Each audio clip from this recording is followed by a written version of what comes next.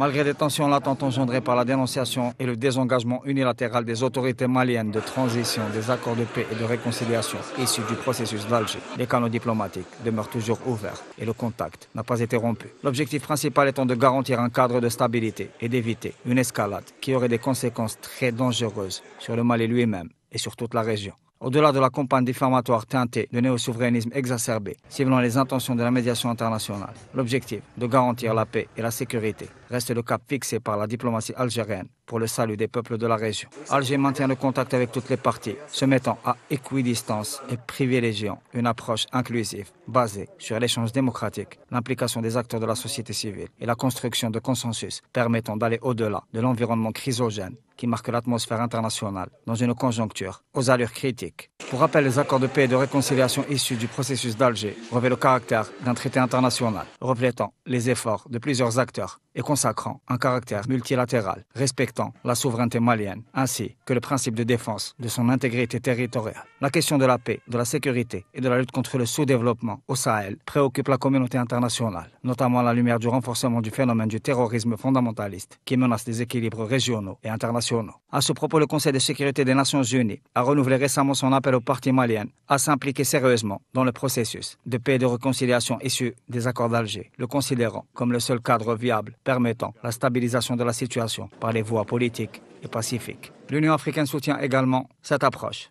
privilégiant le dialogue et évitant le recours aux solutions militaires, considérées comme un facteur de tension et d'escalade, ouvrant le champ à des possibilités d'embrasement et éloignant l'horizon de toutes les solutions de sortie de crise. Pour rappel, l'Algérie a eu un rôle de premier plan pour stopper les velléités d'intervention militaire étrangère au Niger, considérant que cette option ne ferait que compliquer la situation et plongerait toute la région dans une configuration chaotique aux résultats incalculables. Le président algérien Abdelmadjid Tebboune a réitéré l'engagement de la diplomatie algérienne dans la défense des causes justes, mais aussi dans la médiation active, basée sur la recherche de solutions politiques, prônant la désescalade et le dialogue, et rejetant les ingérences étrangères de toute nature. La promotion du développement comme moteur de résolution des abcès sécuritaires et comme axe nécessaire pour lutter contre le fléau terroriste fait aussi partie des priorités de l'action diplomatique algérienne, dans l'objectif de permettre un regain d'espoir pour un avenir plus juste pour les peuples de la région et l'essor du continent.